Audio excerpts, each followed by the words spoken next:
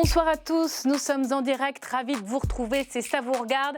Voici le sommaire. Imaginez un monde sans publicité pour les grosses voitures ou les agences de voyage lorsqu'il s'agit de traverser les océans.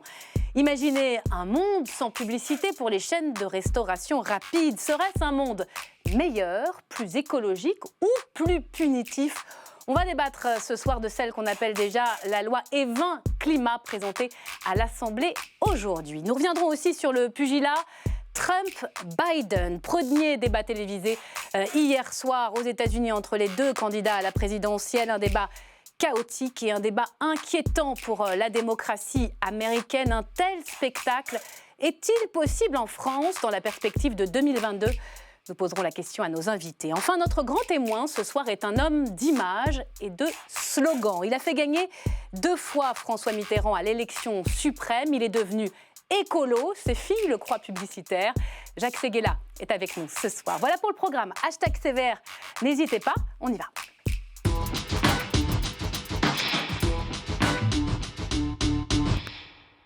Et bienvenue à vous, chers téléspectateurs. Merci d'avoir choisi LCP. Nos invités en plateau ce soir, Jacques Séguéla, bonsoir. Bonsoir. Et merci d'être notre grand témoin. Ne dites pas à mes filles... Oui, vous êtes grand témoin, vous restez avec moi pendant toute l'heure pour commenter différents sujets de l'actualité. Ne dites pas à mes filles que je suis devenue écolo. Elle me croit publicitaire. Quel titre? C'est aux éditions Coup de cœur. On y reviendra sur le titre parce que c'est un clin d'œil à un autre livre. Le premier que vous ayez écrit, 20 campagnes présidentielles au compteur. On s'est dit forcément que vous aviez 2-3 choses à nous dire sur la proposition de loi que vous portez. Mathieu Orphelin, merci infiniment d'être là sur ce plateau ce soir. C'est un grand plaisir. EDS du Maine-et-Loire, EDS pour écologie, démocratie et solidarité. Proposition de loi qui a été débattue aujourd'hui en commission du développement durable à l'Assemblée nationale et qui a été rejetée faute de majorité. On y reviendra. J'ai aussi le plaisir d'accueillir Mercedes Serra. Bonsoir. Bonsoir. Merci d'être là. Vous avez évidemment un regard de professionnel sur ce sujet, fondatrice de l'agence BETC, présidente de l'association pour les actions de la filière communication, syndicat qui représente les professions du secteur. Inutile de vous présenter tous les deux. C'est notre reine. C'est vous, Jacques Séguéla, qui l'avez embauché il y a quelques années aujourd'hui. Elle est venue.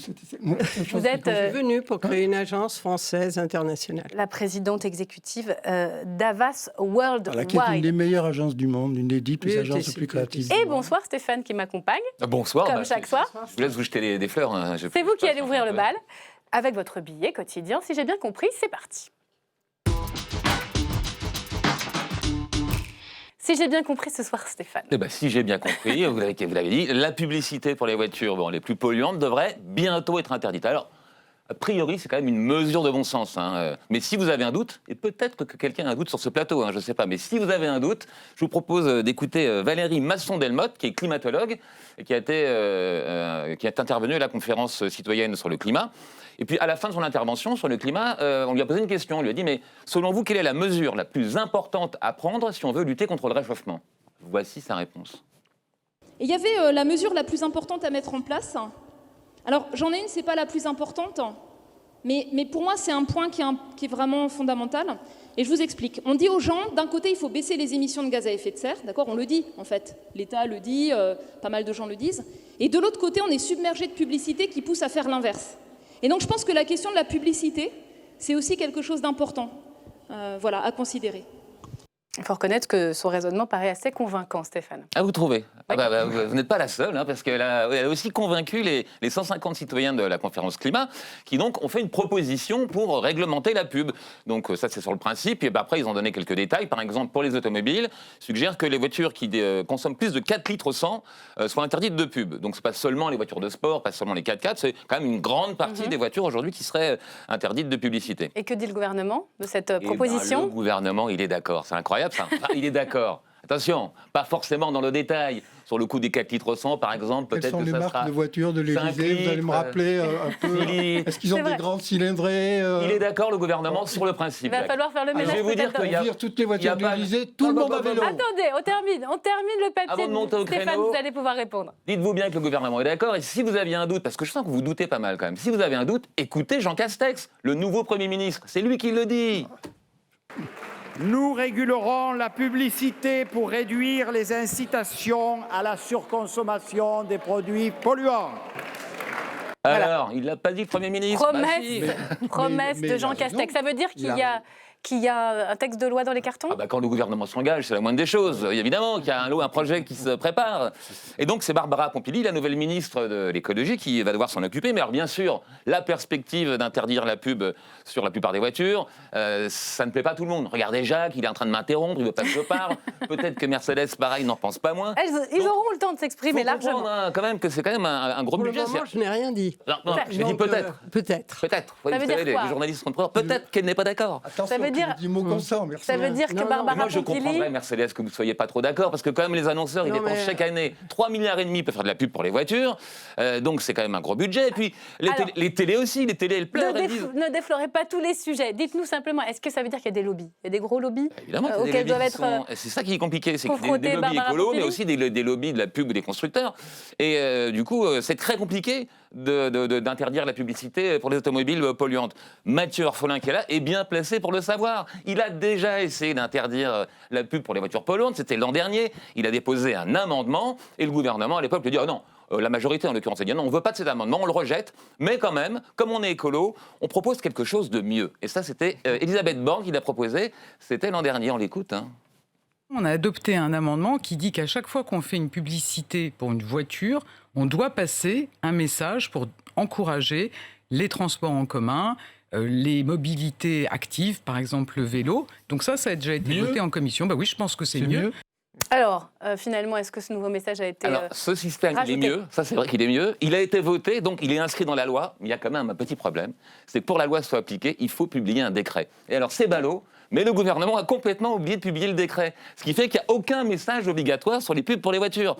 Alors bon, si je peux poser une question, je me demande si avant de proposer une nouvelle loi sur la pub, est-ce que le gouvernement ne devrait pas commencer par faire appliquer la loi qu'il a votée l'an dernier ? Mathieu Orphelin.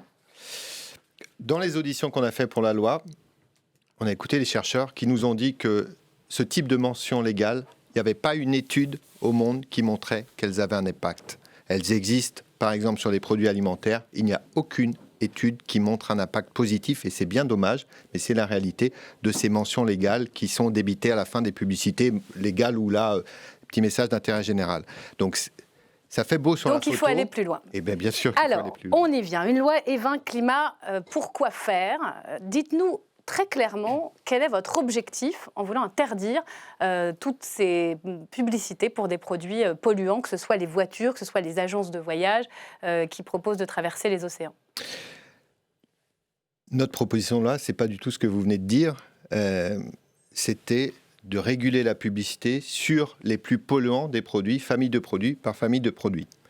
Les professionnels et lobbyistes de la publicité ont réussi à intoxiquer tout le monde en faisant croire que c'était une pub qui allait interdire les publicités sur toutes les voitures, sur, vous venez de le dire, les agences de voyage, c'est pas du tout concerné, sur tout l'aérien, c'est pas concerné. Vous avez non une plus. liste, parce que c'est un décret qui fixera, j'ai lu votre proposition de loi, c'est un décret qui fixerait la liste de produits, mais vous avez des suggestions. Dans ce texte, il est écrit, je cite, véhicules polluants, essence, diesel, type SUV, tous les véhicules thermiques d'ici 10 ans, les produits électroménagers les plus énergivores, vous voyez qu'on est bien d'abord les dans compagnies aériennes pour les courts trajets, substituables au train, les vols plus longs courriers. Ça, c'est ce qui est écrit dans votre texte. Les vols plus longs courriers, c'est uniquement, et la proposition était précise là-dessus, quand c'est par exemple un aller-retour à New York pour le week-end.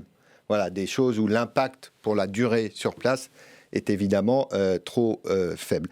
Voilà, maintenant, il y a eu une intoxication et un enfumage complet des médias de votre part. Vous avez très bien réussi votre coup, et je crois que c'est votre art aussi d'arriver à faire ça, de faire croire que du jour au lendemain, cette pauvre proposition de loi déposée par un petit député d'un groupe minoritaire allait mettre en danger tout le secteur de la publicité, tous les secteurs industriels, même la liberté de la presse. Et je dois avouer que vous avez été fort efficace, comme vous l'aviez été aussi dans la pseudo-réunion de concertation avec les citoyens organisée par le ministère. Évidemment, on a eu l'impression qu'avec cette proposition de loi, qui les premières années restreignait uniquement la publicité sur les plus polluants des plus polluants des véhicules. Allez, même pas tous les SUV, etc. On a eu l'impression qu'on allait tout... la parole aux publicitaires. Et je me permets de saluer le député Stéphane Buchou. Bonsoir, merci d'être avec nous. Vous êtes député de La République En Marche, la majorité qui travaille également, Stéphane Blakowski le disait il y a un instant, sur un projet de loi, Barbara Pompili, sur l'interdiction de la publicité de certains produits. Vous nous direz lesquels et pourquoi vous avez au fond voté contre le texte de Mathieu Orphelin. Mercedes Serra, les lobbies ont-ils gagné sur ce texte ? Enfin, moi, je suis contente de savoir que je suis une grande lobbyiste, parce que mon métier, c'est la com. Jusqu'ici, je croyais que mon métier, c'était de dire assez clairement et de préciser que je faisais de la publicité, donc quelque chose pour modifier le comportement du consommateur et pour être très clair et d'être encadré par le mot publicité. Je ne suis pas du tout mal à l'aise et je ne parle pas du tout juste de votre loi. Je pense qu'il y a un enjeu qui est très important. Moi, quand le Premier ministre, vous voyez, je mets le sujet plus courageusement très haut, quand il dit surconsommation, moi j'ai des angoisses qui sont différentes. J'ai des inquiétudes qui sont différentes aujourd'hui. La France n'est pas du tout un pays de surconsommation. C'est un pays qui retient l'argent ou un pays qui a des problèmes d'argent. Donc quand on commence sur cette tonalité sans être totalement juste sur les chiffres, les données des consommateurs, moi je suis un peu gênée. Après, qu'on réfléchisse... Vous pensez que sur la philosophie même de ce texte, on a bien la loi Evin pour vaincre l'alcoolisme et le tabagisme. Pourquoi ne pas faire une sorte de loi climat pour inciter à des comportements vertueux en matière d'écologie, sur la philosophie même? Mais tout à fait. Et je trouve que c'est tout à fait intéressant. Et je pense que la publicité est un des éléments les plus forts pour changer les comportements. Maintenant, après, il faut tomber d'accord sur les comportements, il faut être rationnel. C'est-à-dire, pour moi, il y a des périodes de transition. Donc, je ne veux pas trop rentrer, vous savez, je ne suis pas la reine de l'automobile, et je comprends très, très, très bien qu'à un moment donné, on cherche à faire basculer ce marché vers quelque chose qui soit beaucoup plus Mais ce ne serait pas efficace quant à la visée écologique, ce texte? Et je vous donne la parole. Attendez, si l'écologie... ce ne sont que des interdictions. Je ne pense pas que ça sera efficace. Ensuite, je ne veux pas non plus dire qu'on ne peut pas interdire certaines choses, peut-être. Je dis juste qu'il faut travailler avec les gens aujourd'hui, les entreprises aujourd'hui dans ce pays, pour voir ce que cela veut dire exactement. Qu'est-ce qu'on va interdire? Est-ce qu'ils sont capables, dans les chaînes actuelles, de dominer ça et de pouvoir progresser ensemble? C'est plutôt une concertation, une discussion avec chacun des secteurs que je pense être nécessaire. Vous allez répondre, je vous promets, mais j'aimerais qu'on fasse un tout petit peu circuler la parole. Jacques Séguéla, écologie, vous qui dites que vous êtes devenu écolo, punitive ou intelligente avec cette proposition de loi? Je suis écolo, mais pas vert. Ah bon? Je suis pour une écologie douce. Je suis pour la soft écologie. Je ne suis pas pour l'écologie qui nous supprime les sapins de Noël, on ne va pas reprendre les poncifs, sinon il va... Non mais là c'est pas le sujet. Là, c'est pas le sujet. Là, c'est pas le sujet. C'est vrai qu'il ne faut pas tout mélanger. Mais je suis pour une écologie qui est une écologie optimiste. Oui, mais les pessimistes ont inventé le parachute, les optimistes ont inventé l'avion.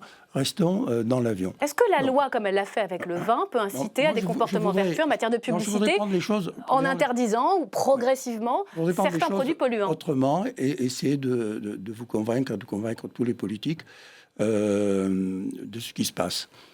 Moi, j'ai été le premier, il y a 40 ans, Mercedes n'était même pas encore arrivé, à dire « trop de pub, tue la pub ». Et faire une affiche « trop de pub, tue la pub ». Parce que j'ai toujours été contre, et Mercedes l'est aussi, contre la pub qui pousse à la surconsommation, la pub qui matraque.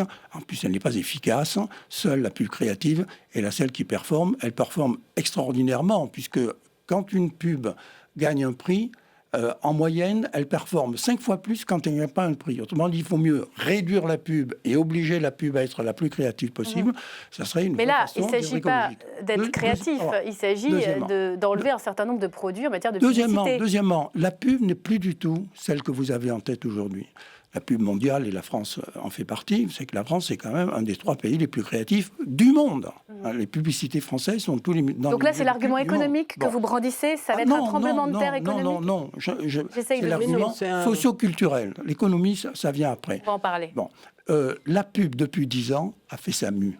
la pub mondiale depuis 10 ans, a lancé le concept de Peter Warne, où toutes les grandes marques du monde choisissent une cause, et la majorité d'ailleurs va vers l'écologie, pour prouver qu'elles sont au secours de la Terre. Alors, et au service je vois ce que vous voulez de leurs dire. consommateurs. Mais je voudrais vous raconter une histoire. Rapidement, parce que monsieur le député n'a pas encore parlé. Bon, rapidement. Il y a 12 mois, notre agence de Turquie s'est aperçue que 80% des ménagères turques rinçaient leur vaisselle avant de la mettre dans la machine à laver. Ils ont fait une étude, ils ont montré que ça ne servait à rien. Bon. Et il suffisait de mettre la pastille, je ne dirais pas la marque, mais la pastille auto-nettoyante qui suffisait. Ça veut dire c'est une économie de 50 litres par vaisselle, 2 fois par an. Et il y a 45 millions de ménagères en Turquie. Ça veut dire que ce simple geste barrière peut sauver un demi-lac en Turquie. La Turquie, dans 10 ans, est en très stridolique. Dans 10 ans, Istanbul manquera d'eau.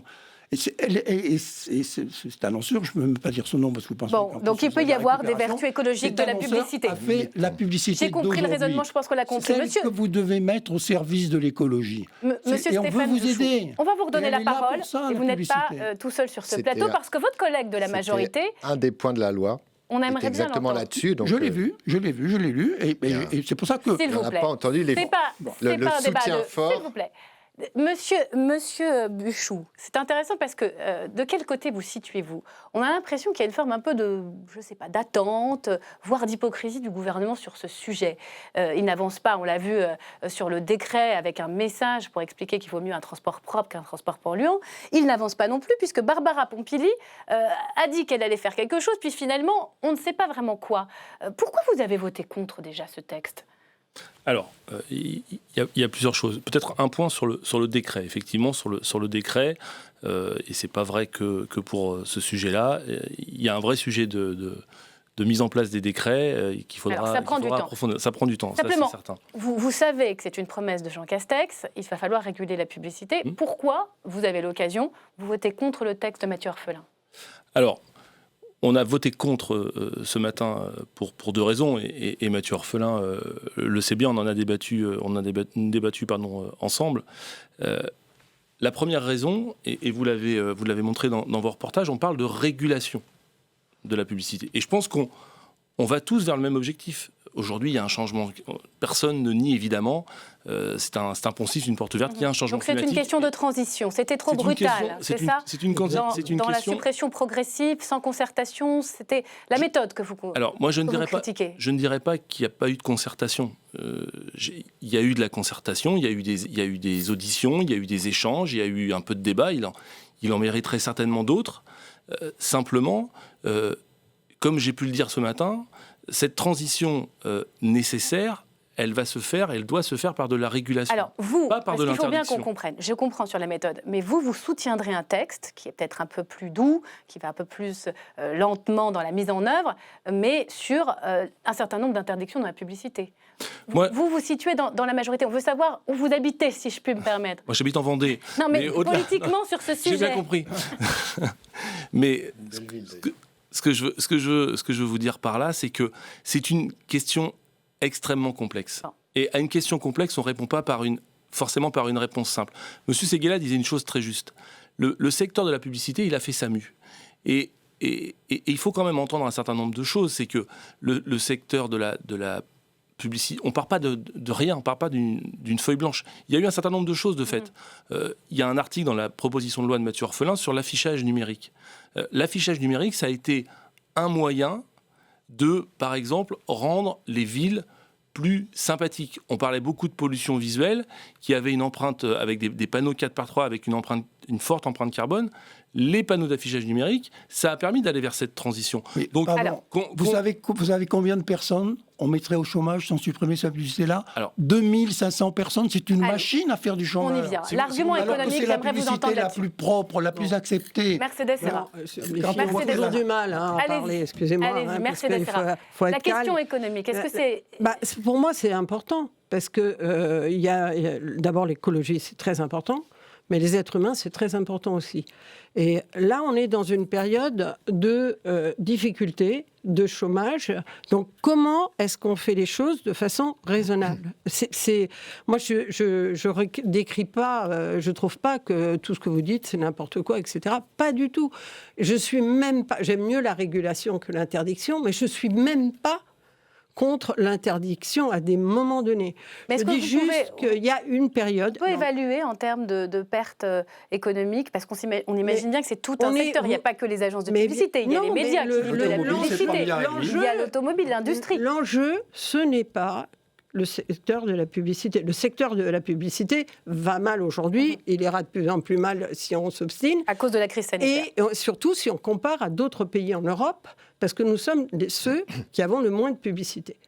Mais ce n'est pas ça le problème. Le problème, c'est qu'on est un levier pour des métiers, pour, oui, l'avion, etc. L'avion, il faut réfléchir. On est sûr qu'on donne beaucoup de sous à Air France et que de l'autre côté, on va lui dire c'est pas possible. Pour moi, c'est pas très clair. Après, qu'on aille dans le sens du train, moi, je suis la première à trouver que le train, c'est fascinant. Mais qu'on aille raconter qu'on va aller à Istanbul, je ne sais pas comment, ça, c'est pas possible. Alors donc, ça, il va falloir intéressant. discuter. Parce qu'il y a un problème de cohérence. On veut sauver le secteur aérien, nous dit Mercedes Serra. Il y a des milliards et des milliards sur la table. Il y a des milliards pour l'automobile. Et en même temps, on voit bien que ça peut être tout un pan de l'économie qui peut s'effondrer si on arrête la publicité pour ces produits-là. Parce que, voilà, ça fait vivre, En tout cas, il faut y être compris les médias que nous sommes. produits. Mathieu Orphelin, là-dessus. Moi, je regrette maintenant le match, on l'a perdu ce matin, donc on peut débriefer le match. Non, mais c'est important, moi, que je ne comprends Vous Il ne fait que mais commencer. on fait pas de match. C'est bien pour ça qu'on a des députés de la majorité on sur fait ce pas de plateau. match. divisé par deux. Si, va- mais je vais vous dire pourquoi. Moi, je suis une fille, il faut je fais qu'on pas le de fasse. match. Heureusement que les Mais filles non, font je fais des pas- mais non, matchs, je fais pas c'est de pas match, masculin. Non, mais Je discute avec Voilà. vous Il n'y a pour pas essayer Vous avez d'affrontement, c'est un refusé. dialogue, allez-y. Non, vous avez refusé toute solution, parce que la proposition de loi, On n'a elle rien dit refusé. exactement ce que vous mettez sur la table. Une transition, c'était 10 ans. 10 ans. La loi ne fixait aucun seuil. Tous ceux qui racontent autre chose sont des menteurs. Elle ne fixait aucun seuil. Elle fixait un cadre pour que le gouvernement puisse agir. Mais sur Elle la fixait rapidité des 10 interdictions. ans. On aurait pu dire Pas 10 c'est ans pas pour 10 tous ans, les c'est produits, 15 c'est ans. pas vrai. Attendez, Quelles laissez-moi interdictions finir, parce que Allez-y, sûr, on vous écoute on vous attentivement. écoute. vous avez voulu faire croire que cette loi interdisait tout dès 2022, c'est faux. On ne commençait en 2022 Mais non, que non, les... mais d'abord, Parce on a que, très bien attendez, compris la on loi. n'est pas du tout... Attendez, monsieur On est Séguéla, publicitaire, mais Mais pas monsieur- idiot, hein. mais Monsieur sauf que les Orphelin, argumentaires on qui n'a ont pas- été distribués par les uns et les autres, Mais on ont n'est été pas... défendus dans les auditions. On disait, vous Bien. allez mettre des secteurs entiers, des milliards d'euros. Mais même c'est si- vrai. Non, pas les À premières l'arrivée, ce années. sera des milliards Non, d'euros. mais Pourquoi attendez. c'est pas tout un pan de je suis désolé, l'économie qui parce que risque d'en C'est 3 pâtir? milliards et Eh bien, demi aujourd'hui. attendez. Parce que Nous, c'est on n'a impossible. pas On ne peut pris- pas dérouler on n'a d'arguments, pas donc c'est pas la pris- peine. vous- On fait oh le non, show, alors vous on va parlez- s'interrompre. vous verrez, vous On va verrez. s'interrompre, il n'y a pas de problème. On vous Je vous écoute écoute attentivement, on échange des religieusement. arguments. Je vous écoute Mercedes Serra, vous religieusement. répondrez, Mathieu Allez-y. Orphelin. Non, je dis juste que notre idée, c'était pas la loi orphelin ou pas la loi orphelin. Il y a beaucoup de lois dont on parle aujourd'hui et elles ne sont pas très claires sur la vision de la publicité, le rôle de la publicité, que ce soit vis-à-vis de la consommation. Moi, je suis plus haute, je ne veux pas discuter, je ne suis pas sur tous les marchés, j'en sais rien, mais exactement sur le problème de la consommation, moi, ça me choque quand je fais des études en banlieue. Vous croyez que les gens, ils me disent « on ne veut plus consommer » ? Ils disent « on n'a pas de sous et on n'a rien ». Et nous, on est en train de dire « voilà, la consommation, c'est trop fort chez nous ». Je pense qu'on prend le problème... En fait, ce texte, il arrive à contre-temps. C'est-à-dire qu'en pleine crise sanitaire, il n'a plus forcément d'opportunités. C'est Mais ça. bien mais sûr, je et la pense publicité, Vous vous rendez elle est là. compte de quoi Je pose la question. On parle des Je pose la publicités question. pour les plus gros des 4x4, les plus gros des SUV. Et là, vous êtes en Mais train de... pas que... Mais pas que- la proposition Regardez, de loi, attends, c'était ça. mais Mais moi, ce que je parle pas comprends de dans votre votre... mais- proposition de loi. Oui, hein. mais, ouais, Pas mais on est là uniquement. pour ça. C'était ça ce matin. Et vous uniquement. avez plaqué. Je comprends mieux, du coup, votre positionnement. Vous avez plaqué toutes vos angoisses plutôt que de regarder ce qui était dans la Non, proposition on a- de loi. Vous avez fait Non, comme non, si c'était une loi non, qui non. interdisait Vous savez, tout du jour au lendemain. On travaille avec Je une... suis désolé. Non, Et c'est non, pour on ça que vous travaille avez avec dit on une- va mettre des Non. centaines de milliers de personnes Mais au bien chômage, sûr, ce qui est un on- mensonge sur Alors, la loi que nous peut-être présentions que vous ce allez, matin. peut-être que vous allez vous mettre d'accord sur la question de la Ce santé. serait bien. Parce que On a compris qu'il y avait des divergences sur la question de l'interdiction des publicités en matière d'environnement. Sur 15 ans, il y aurait pu avoir des propositions en face, il y en a eu zéro. Tous les produits mauvais pour la santé. Je parle évidemment de la malbouffe dont raffolent nos enfants, les produits trop sucrés et trop salés. Barbara Pompili, là encore, elle a ouvert le dossier. L'UFC Que Choisir vient de lancer une pétition. Clément Méric et Maïté Frémont nous expliquent tout cela. Bien manger, c'est garder la santé. Trop gras, trop sucré ou trop salé, mais tellement tentant pour les enfants, d'autant que les publicités qui leur sont destinées regorgent de ces produits. Nos chiffres sont clairs. On a fait des heures, des centaines d'heures de visionnage des publicités à destination des enfants. Résultat, 90% des produits promus sont D ou E, c'est-à-dire la classe la pire dans le code de nutrition. Bon. On se dit qu'il faut que ce soit le législateur qui intervienne et qui dise, écoutez, faites la promotion de tous les produits alimentaires que vous voulez, mais pas des plus déséquilibrés en visant les enfants. Faut-il légiférer? Avant toute discussion, les régies publicitaires rappellent un principe assez simple. Pour pouvoir vivre, les chaînes de télévision ont besoin de diffuser des publicités. Bien manger, c'est garder la santé. Plutôt qu'une loi, les régies publicitaires misent donc sur l'autorégulation. La charte alimentaire, sous l'égide du CSA, ce sont donc des engagements sur tout ce qui est éducation et information, de tout ce qui concerne la bonne hygiène de vie. Cette charte évoque justement la question des publicités liées à la malbouffe. Ça fait partie des engagements de la charte. Le CSA va travailler sur un bilan annuel et il faut effectivement que l'exposition des enfants à la publicité pour les produits alimentaires trop gras et sucrés baisse régulièrement chaque année. Pas d'objectif chiffré, rien de contraignant. Le député LFI Loïc Prudhomme travaille sur le sujet depuis longtemps et pour lui, il n'y a qu'une seule solution. Ça ne marche pas les engagements volontaires et ça c'est pareil, c'est prouvé depuis 20 ans que ça ne fonctionne pas. Donc il faut arrêter de nous bassiner avec ces trucs-là en disant mais oui on vous promet on fera mieux la prochaine fois. Non, moi je dis c'est à nous d'encadrer, de légiférer. Le problème c'est que là aussi ça coince. Février 2019, la majorité vote la proposition de loi de Loïc Prudhomme pour encourager les bonnes pratiques alimentaires. 1 an et demi plus tard, voilà où on en est. La loi que j'ai portée sur la malbouffe qui comportait notamment l'obligation du Nutri-Score dans les publicités à compter du 1er janvier 2021, en fait, elle est enterrée, elle cale les armoires de la bibliothèque de l'Assemblée nationale. Une loi enterrée car jamais inscrite à l'ordre du jour du Sénat, l'affichage obligatoire du Nutri-Score attendra. Stéphane Bouchou, au fond, est-ce qu'il n'est pas là le vrai sujet, en tout cas l'urgence? Est-ce que vous demandez à Barbara Pompili de mettre ce sujet de la malbouffe dans l'interdiction des publicités? Est-ce que vous savez si elle va le faire? Alors, je ne sais pas si elle va le faire. Vous le souhaitez? En tous les cas, il faut qu'on débatte. Il faut vraiment qu'on débatte. Quelle est votre position sur ce sujet-là? Écoutez, moi, très sincèrement, aujourd'hui, j'ai pas de position arrêtée. Je vais prendre un tout petit peu de hauteur sur le sujet en vous disant que, évidemment, que la publicité, elle a un côté incitatif. Mais on l'a dit aussi ce matin. Pour les enfants, les cornflakes, les boissons gazeuses, la restauration rapide. Ne brandissons pas, encore une fois, on est dans quelque chose. Vous voyez bien, les débats sont très directs, c'est compliqué, on est vraiment sur des sujets très touchy, très inflammables, et il faut vraiment qu'on trouve des solutions. Je ne sais pas si on n'arrivera pas à mettre d'accord les uns les autres. En tout cas, pour moi, on vous sent au milieu du gué. La solution n'est pas la loi pure et dure. La solution, on est en train de changer le monde. Il faut faire tout ça Quelle en même chance temps. on a devant nous. Les députés sont quand là on sera pour faire débarrassé pour vous, sur ces sujets-là liés à la santé, c'est pas la loi. Le nouveau monde va C'est une arriver. question Ce nouveau monde, construisons-le ensemble. Bien sûr qu'on n'a pas envie d'intoxiquer les gosses. J'en ai 5 gosses, que je veux les voir devenir hideux. Mercedes Ferrat, c'est important. On est au cœur du sujet. Sur mieux consommer et moins consommer. On est tous d'accord là-dessus. C'est pas beau d'interrompre votre collègue. Vous faites la distinction entre ces questions d'environnement et de publicité et de santé? Non, je pense qu'il faut avoir des vraies données. Et il faut faire attention sur l'alimentation. Ce que j'appelle les vraies données, c'est quels sont les problèmes qu'on cherche à résoudre. Le lien avec l'obésité sur ces produits-là ne sont pas déjà montrés? Non. Non. Pardon? Non, je peux. Laissez-la terminer, vous répondrez. Non, mais on peut pas écouter Laissez-la ça. terminer, vous répondrez. Non, j'ai travaillé beaucoup dans l'alimentation, c'est ma spécialité. Allez-y. Je travaillais sur la santé pour Danone depuis des années, je les ai forcés à aller assez loin, donc on ne peut pas me dire ça. En revanche, quand vous regardez et vous êtes là à vous dire le Nutella, c'est très grave.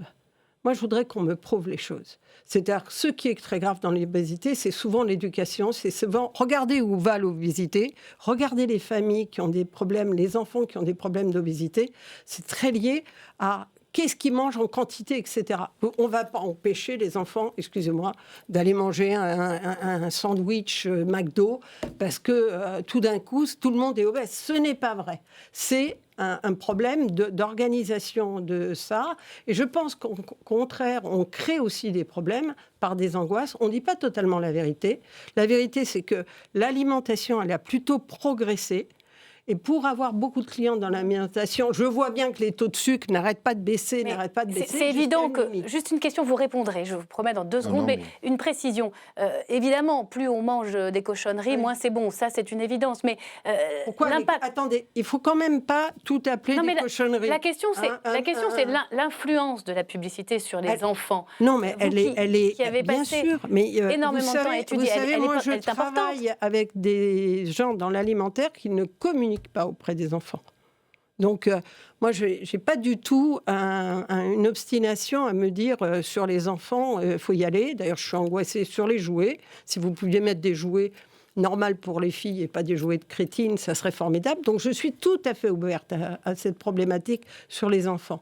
Après, prenons le vrai sujet, c'est-à-dire que quand on dit sur l'alimentation, il n'y a rien qui va aujourd'hui, on regarde quels sont les indicateurs qui font l'obésité, on s'aperçoit que ce n'est pas en supprimant tous les chocolats. Non, mais là, je parle du Nutri-Score, bien évidemment, sur ce qui est le moins bien noté. Mathieu Orphelin, sur ces questions de malbouffe et de publicité. Pour moi, c'est des questions aussi essentielles, voire plus que les questions environnementales dont on parlait en première partie d'émission. Puis ça coûte des dizaines de milliards d'euros. Pourquoi vous l'avez enlevé d'ailleurs de votre proposition alors? Parce qu'on voit déjà... Non, je ne l'avais pas enlevé, mais elle n'y était pas. Et sauf que les uns et les autres ont laissé croire qu'il y avait des articles anti tel ou tel produit, Nutella ou autre dans la loi, ce qui n'était pas vrai, mais c'est pas grave, ça alimentait le buzz. Et c'est un sujet important, on l'a vu avec les collègues aussi ce matin.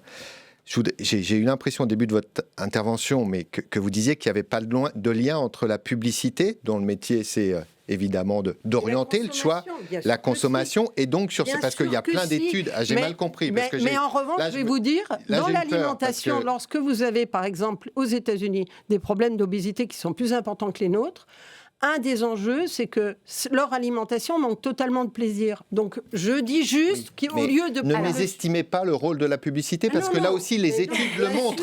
Non, mais il y a des études qui montrent dans d'autres pays, en Amérique ou dans d'autres pays, qu'effectivement, en régulant mieux la publicité sur l'alimentation, on peut avoir un impact sur le taux d'obésité. Question pour terminer. Mais oui, il faut changer les produits, pas la publicité. Arrêtez de faire comme si la publicité n'avait aucune influence sur personne.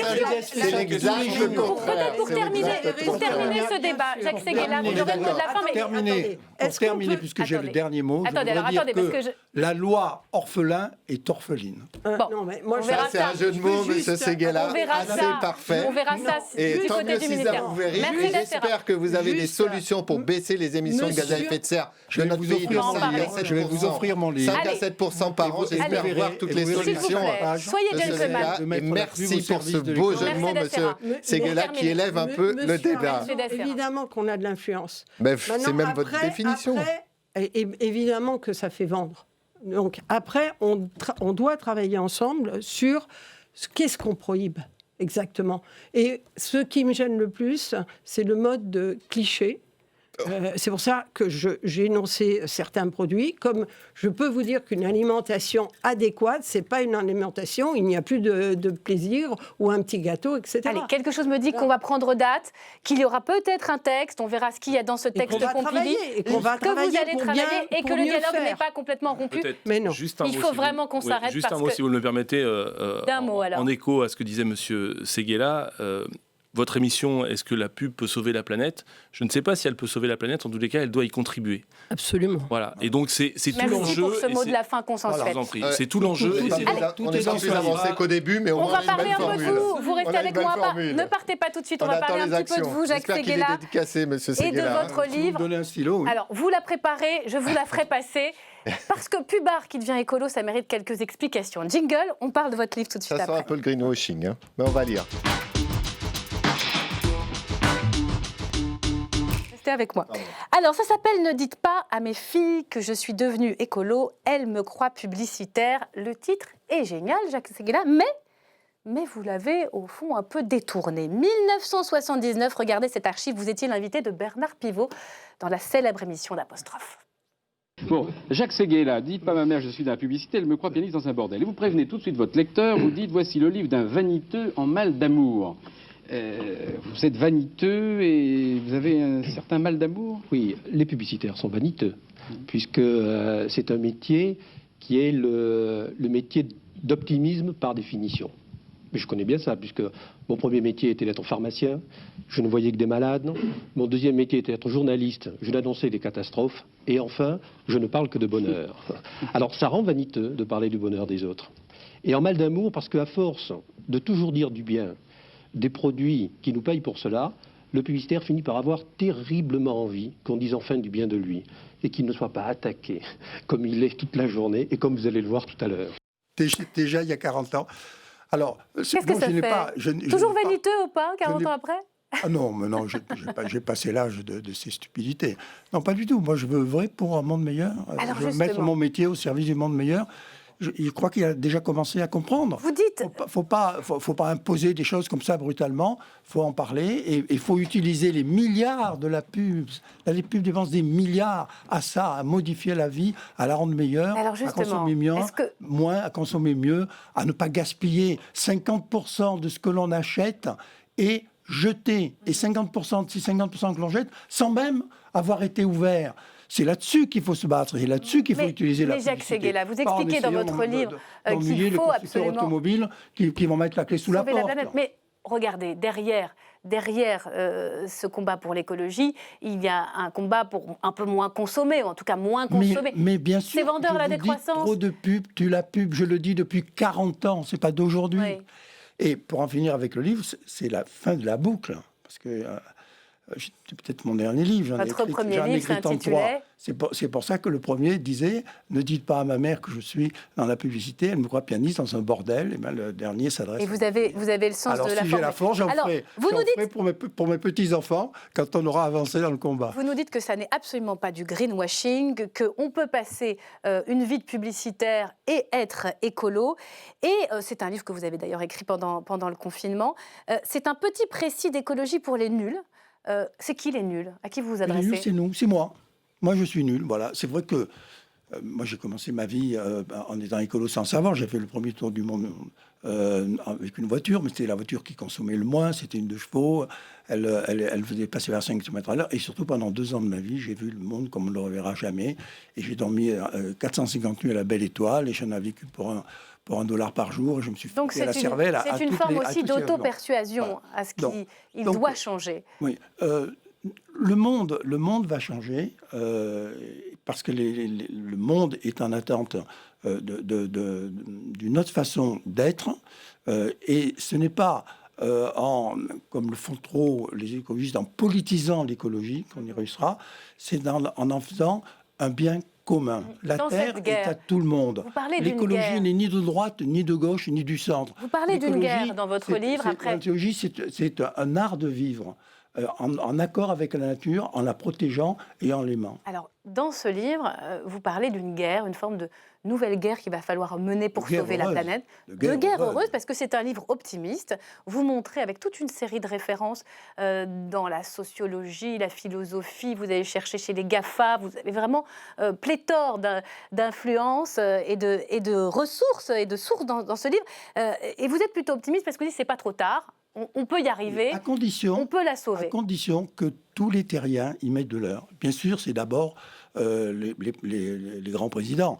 Il y a une nouvelle qui est passée inaperçue, exceptionnelle. Le président chinois, Dieu sait que j'ai pas tellement de tendresse pour lui. Le président chinois a décidé qu'en 2060, c'est pas si loin que ça, il aurait une neutralité carbone. C'est-à-dire que la Chine, qui est le pays le plus pollueur du monde, ne polluerait plus du tout. Donc on peut faire confiance aux Chinois, on peut faire confiance aux États-Unis, deuxième pays plus pollueur aussi. Chaque terrien y mette du sien. L'écologie sera populaire ou ne sera pas. C'est Gérard Darmanin qui dit ça. Dans cette guerre heureuse pour la planète, le capitalisme et l'économie de marché, ils survivent ou pas? Non. Le capitalisme et l'économie de marché. Les chapitres, le capitalisme va mourir. Tous les grands économistes du monde s'accordent à le dire dans une trentaine d'années. Mais il va mourir pour renaître. Et moi, je rêve que ça renaisse pour un écolo-humanisme. Pour un écolo qui dit, ou un éco-humanisme, pour qu'il y ait à la fois écolo et économie dans l'éco.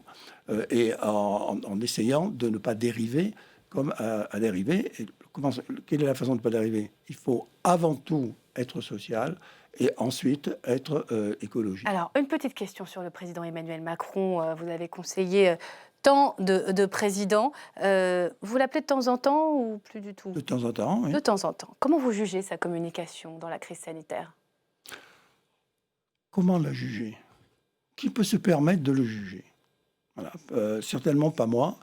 C'est tellement compliqué. Il y a tellement de données différentes. Il y a tellement de grands savants qui disent tout et le contraire de tout. Vous dites la crise sanitaire, la plus grosse catastrophe depuis la fin des dinosaures. C'est ce que vous écrivez. Si on regarde bien nos chers voisins, on n'est pas si mal, parce que les pays qui sont terriblement touchés, c'est les États-Unis, c'est le Brésil, c'est l'Italie, et nous on arrive c'est l'Angleterre. Donc c'est pas fichu pour 2022. Pour Emmanuel Macron. On arrive dans une moyenne honnête. Il peut être élu en 2022 malgré cette catastrophe aussi importante que vous décrivez. Je pense surtout que le Covid en a fait un autre homme. Et c'est peut-être pour ça aussi qu'il a changé de gouvernement, plus réfléchi, plus apte à la fonction, et qu'il entre maintenant définitivement dans son complet de président. Et restera à pouvoir le remettre dans 1 an et demi. On verra ça. Vous restez avec nous, Jacques Séguéla. Je ne suis pas sûre que vous connaissez Thomas Després. Non, mais je vais vous le présenter. Thomas Després, c'est l'heure de sa chronique. Que s'est-il passé ces dernières 24 heures au Palais Bourbon? Figurez-vous qu'une loi a été votée en commission pour restituer au Bénin et au Sénégal des œuvres d'art indûment spoliées par la France pendant la colonisation. N'est-ce pas, Thomas? Oui, exactement, Myriam. Et ces œuvres, elles sont exposées ici au musée du Quai Branly Jacques Chirac à Paris. Et pour une fois, c'est ici que je vous emmène.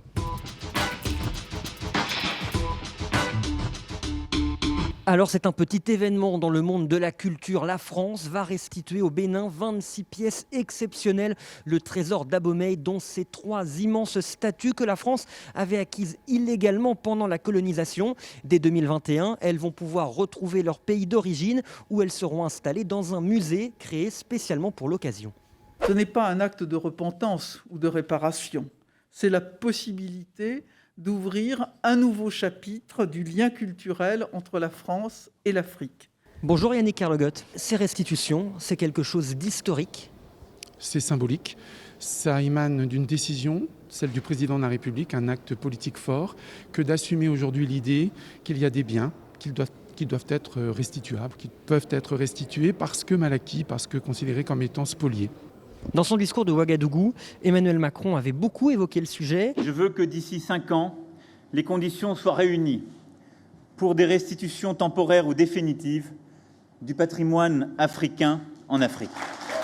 Est-ce que ça veut dire qu'il faut aller encore plus loin dans cet objectif de restitution des œuvres? Écoutez, à l'heure où nous parlons, il y a 5-6 États qui ont formulé donc une demande d'État à État et donc qui demandent un examen approfondi de ces recherches.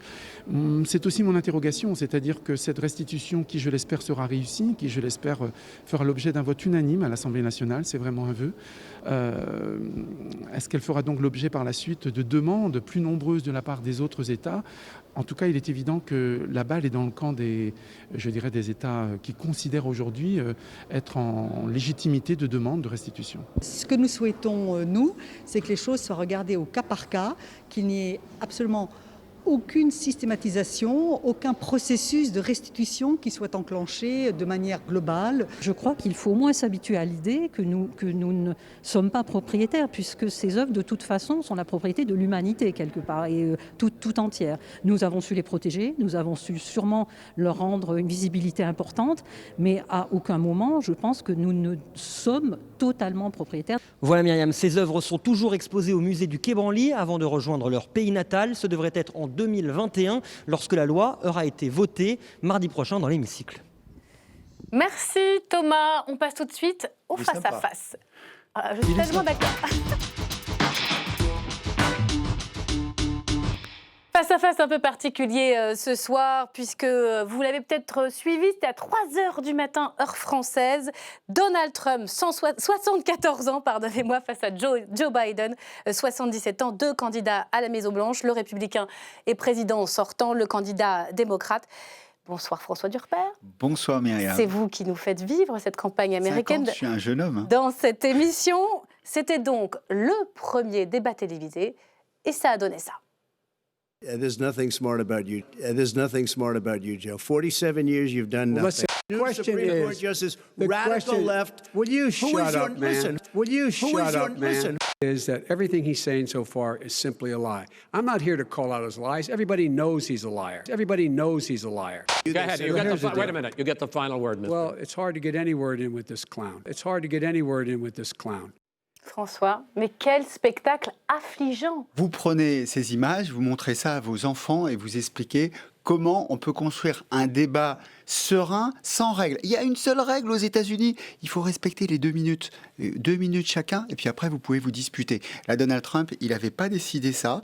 Pour lui, ce n'était pas une relation entre des arguments intellectuels. Pour lui, c'est un duel de physique, un duel de corps. Et là, il avait décidé de s'imposer à Joe Biden. Il pensait qu'il allait craquer. Il avait dit Joe l'endormi, Joe le dopé. Il avait dit peut-être qu'il y aurait une oreillette même du côté de Joe Biden. Et Biden, il a réussi le défi de l'énergie. Vous avez vu, il a même insulté le président américain. C'est un clown, c'est le pire président, c'est un raciste, c'est un menteur. Et puis cette phrase qui va rester dans l'histoire des débats télévisés, Would you shut up, man? Would you shut up, man? Vous pouvez vous la fermer, monsieur. Jacques Séguéla, Trump a fait du Trump en torpillant systématiquement Trump a Biden. fait du Trump et c'est peut-être ce qui va le sauver. Ah oui? Parce que son électorat, c'est lui. Et justement, dans cette outrecuidance qui est l'ensemble des pays civilisés devrait interdire à ces gens-là de s'exhiber. Quelle image ils donnent à nos enfants de la démocratie au moment où on est tellement attaqué et toutes les peurs sont à nos portes. Joe Biden a parlé de honte nationale sur le comportement de Donald Trump. C'est vrai que Joe Biden, on l'a bien vu, en tout cas dans les extraits que j'ai vus, a eu de l'autorité. On va en voir il a été plus présent qu'on ne le pensait. Mais Trump ne pouvait que faire du Trump. Et il a fait du Trump survitaminé. Alors comment réagissent les Américains à ce débat? Et comment la presse réagit après ce débat? La presse réagit en disant, alors c'est un éditorialiste qui dit par exemple, appeler ce débat cirque, c'est une injure au personnel du cirque, et notamment des clowns. Des clowns. Mais, oui, effectivement, pire débat de l'histoire des États-Unis parce que les règles élémentaires sont pas là. Et d'ailleurs, aujourd'hui, polémique, est-ce qu'il y aura un deuxième débat? Est-ce qu'il y aura un troisième débat? La question a été posée et l'équipe de Biden a dit oui, on veut bien repartir sur un 12e ou un 3e, mais il faut reposer les limites, il faut reposer les règles, et notamment ces fameuses 2 minutes, il faut s'écouter avant de débattre. Ah oui, c'est sûr que ça a viré totalement au chaos. Alors François, vous vouliez revenir sur ce moment où Joe Biden a réagi à cette attaque de Trump sur sa famille. Écoutez. Il ne s'agit ni de ma famille ni de la sienne. Il s'agit de vos familles, des familles américaines. Il ne veut pas parler de ce dont vous avez besoin, vous les Américains. C'est de vous qu'on parle, c'est de vous qu'il s'agit, pas de lui.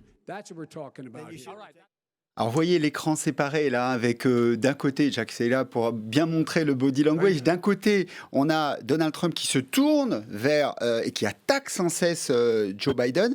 Joe Biden qui comprend qu'il faut à un moment regarder cette petite lumière rouge. Là, en fait, je regarde une lumière rouge et vous avez l'impression que vous êtes en train de me regarder. Et en fait, il parle aux Américains et il leur dit, c'est pas la famille de Biden qui est importante, ni la famille de Trump, c'est vos familles américaines. Et ça, c'est la méthode Obama. Je vous regarde, Myriam. Faites ça très bien. Je pourrais être candidat. Presque. Obama 2008, McCain parlait à Obama et Obama, lui, parlait aux Américains en disant « Moi, je n'ai pas d'adversaire, je m'adresse directement aux Américains ». Il a réussi à le faire. Ça, c'est pas mal parce que, Jacques Sella, vous disiez « Est-ce que c'est bon de faire ça pour Trump ?» Pas forcément, parce qu'il y a 86% des Américains qui ont déjà complètement leur avis, qu'on dit on ne changera pas d'avis. Il n'y a pas beaucoup d'indécis. Et les indécis, c'est pas des gens qui aiment la violence politique, c'est plutôt des gens indépendants, ni démocrates, ni républicains. Il va falloir dépasser le socle. Oui, à la fois, j'ai vu un court reportage américain d'une grande bourgeoise américaine qui était démocrate, et très intelligente, etc., et qui disait mais Trump, c'est une honte, c'est impossible, il souille ce pays, etc. Et à la fin, on disait mais pour qui vous allez voter? Je voterai pour Trump. Trump a créé une sorte de Trumpisme. Je me souviens du film Les éléphants, ça trompe énormément. Une sorte de Trumpisme où il emmène tout le monde dans ses mensonges. Et ça peut lui donner la victoire in extremis. On verra ça. On va continuer à regarder des extraits. A marqué des points.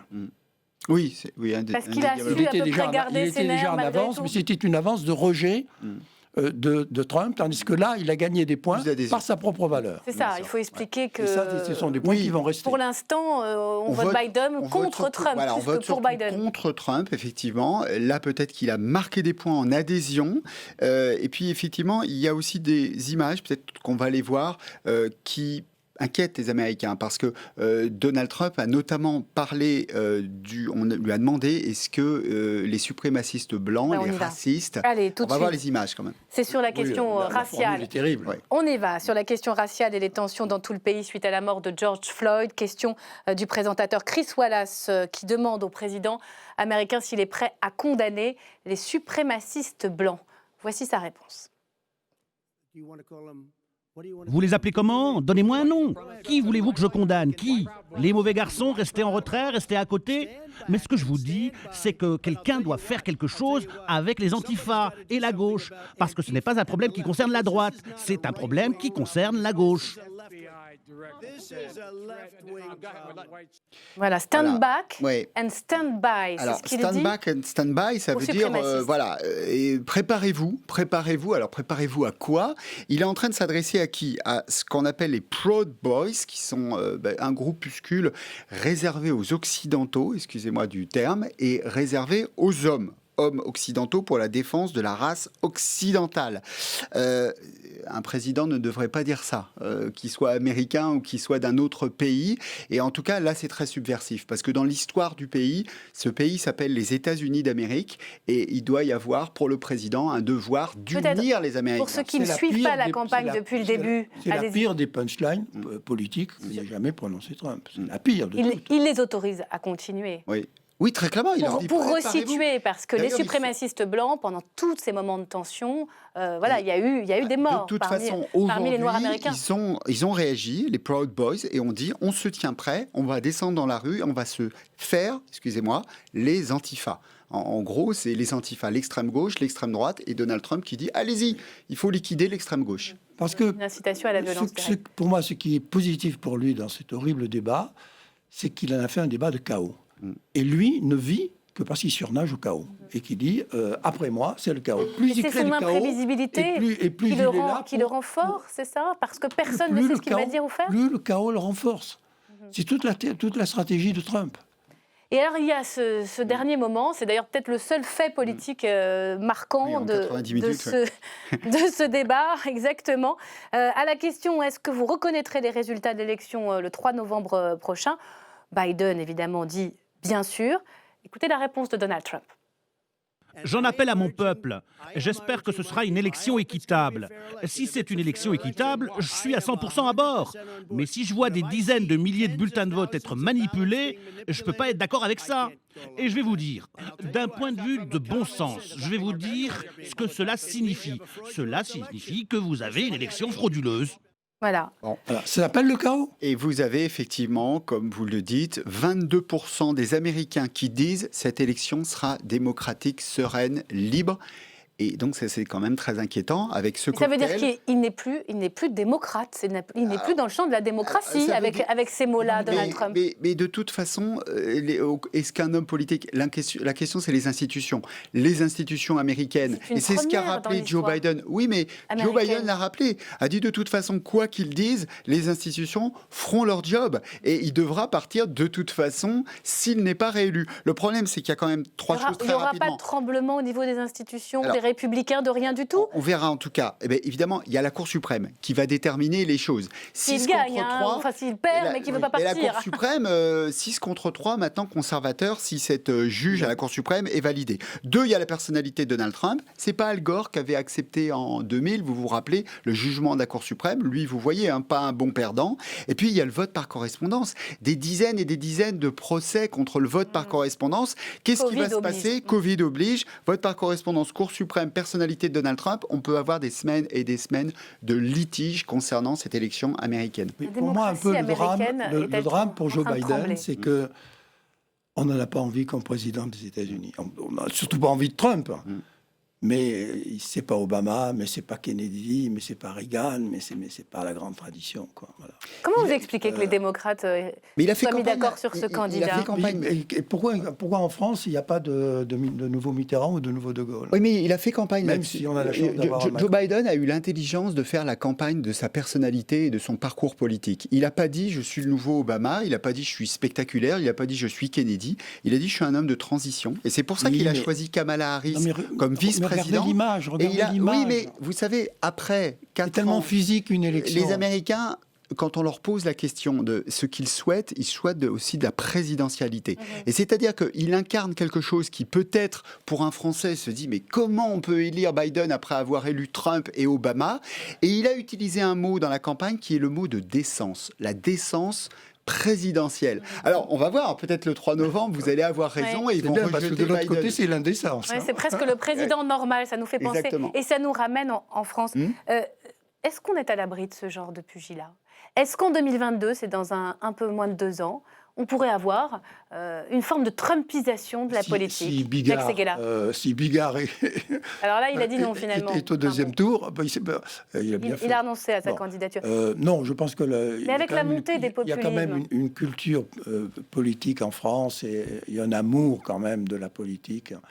On ne peut pas arriver à... On est préservé de ça ? Oui, on est préservé. Moi, je ne suis pas d'accord avec vous, si vous le permettez, parce que, il y a une importation de la politique américaine, les primaires, réduction du mandat présidentiel, le discours au Congrès, il y a quand même depuis 20 ans une importation de ce qui se passe aux États-Unis. Et puis d'autre part, pourquoi je ne suis pas complètement d'accord, c'est que la démocratie américaine se croyait préservée de cela. Ça ne se fait pas d'interrompre quelqu'un qui parle pendant 2 minutes. On apprend ça dans les écoles américaines. Le civisme s'apprend dans les écoles américaines. Ils sont moins forts que nous en géographie ou en histoire, mais le civisme, c'est quelque chose d'important. On se respecte, on s'écoute, et je peux vous dire que les Américains sont très surpris de ce qui vient de se passer. On parle beaucoup de violence des débats publics américains, mais les débats présidentiels se respectent. Alors, si ça se passe aux États-Unis, pourquoi ça ne pourrait pas se passer finalement en France ? Mais le problème, c'est que je pense, un homme politique français qui pourrait dire ta gueule à un autre, la France puisse fabriquer un Trump. Parce que je ne pense pas les Français capables d'accepter un Trump. Alors que les Américains, il y a tellement moins de votes qu'en France, puis ils sont assez loin de la politique, et puis il y a 2 clans qui sont très mais il n'y a pas un soulèvement politique comme il y en a un en France chaque fois qu'il y a une élection. L'élection, elle est très morcelée. Donc c'est pour ça que je pense que la démocratie française est encore protégée, même s'il faut s'attendre au pire. Vous parliez de Mitterrand et Chirac. Est-ce que le dernier débat télévisé français était vraiment à la hauteur de la démocratie française ? Marine Le Pen, Emmanuel Macron. Non, mais parce qu'il y avait un des 2 personnages qui n'était pas à la hauteur. Et d'ailleurs, quand même, ce qui est encourageant, c'est quand même le meilleur qui a gagné. Allez, on va s'arrêter là. C'est votre opinion, Jacques Séguéla, et votre optimisme, on le retrouve dans votre livre. Ne dites pas à mes filles que je suis devenue écolo, elles me croient publicitaire. C'est aux éditions Coup de cœur. C'est la fin de cette émission. Merci François Durper, à très vite. Myriam, à très vite. Merci à vous de nous avoir suivis. Très belle soirée sur LCP et à demain.